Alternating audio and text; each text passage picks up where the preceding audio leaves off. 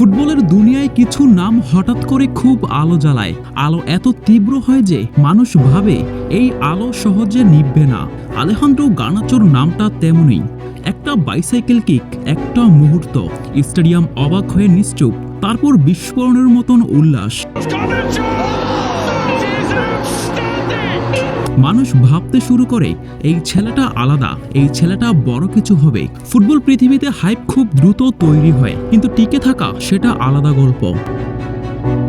Garnacho স্পেনের বদলে আর্জেন্টিনাকে বেছে নিয়েছিল। সিদ্ধান্তটা রোমান্টিকই ছিল। নীল সাদা জার্সি, মেসির উত্তরাধিকার, ইতিহাসের ভার। কিন্তু ইতিহাস শুধু ট্যালেন্টে চলে না।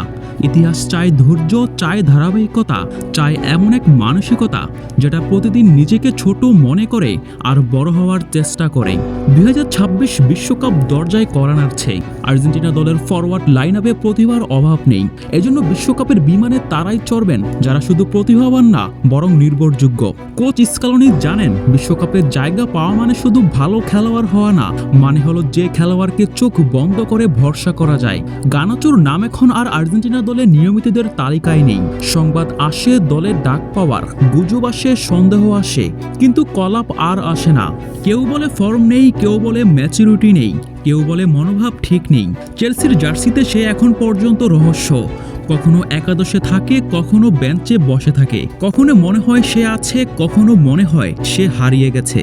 আর্জেন্টিনার আক্রমণ ভাগের জায়গাও পাওয়া মানে পাহাড়ে ওঠার মতো। এক একজন খেলোয়াড় এক একটা পাহাড়। তাদের পাশে দাঁড়াতে হলে শুধু প্রতিভাই যথেষ্ট না, নিজেকে প্রমাণ করতে হয় বারবার। আলেহান্দ্রো গার্নাচো এখনো তরুণ, মাত্র বয়স 21 বছর। এই বয়সে মানুষ ভাবে সময় অনেক, কিন্তু ফুটবলের সময় খুব নিষ্ঠুর। একবার চোখের আড়াল হলে আবার চোখ পড়তে অনেক লড়াই লাগে। 2026 বিশ্বকাপ দলে সে থাকবে কিনা এটা এখনো লেখা হয়নি, কিন্তু বর্তমান গল্পটা বলছে তার জন্য দরজা আধখোলা।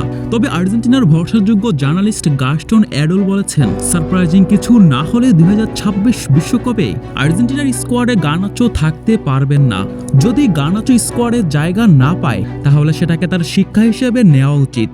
বোঝা উচিত তার নিজেকে বদলাতে হবে। যদি সে নিজেকে বদলাতে পারে, যদি সে মাঠে কথা বলে, যদি অহংকার চুপ করে যায়, তাহলে হয়তো এবার বিশ্বকাপ স্কোয়াডে জায়গা না পাওয়াটা কেউ মনেও রাখবে না।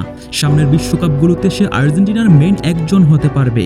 না হলে গার্নাচোর গল্পটা হয়ে যাবে ফুটবলের সেই পরিচিত গল্পগুলোর মতো, যেখানে সবাই বলে একসময় খুব সম্ভাবনাময় ছিল ছেলেটা।